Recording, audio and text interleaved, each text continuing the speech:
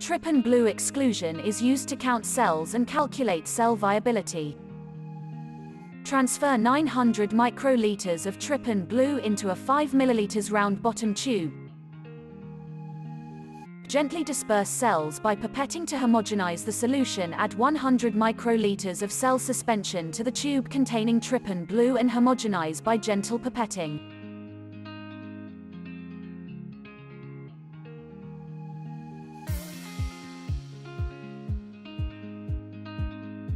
Fill the chamber of the hemocytometer with diluted cell suspension. Count viable and non-viable cells according to instructions of your proper counting technique.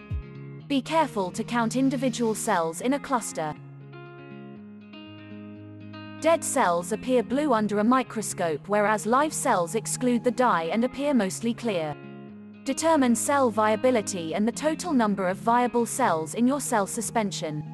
Then dilute accordingly the cell suspension to the seeding density.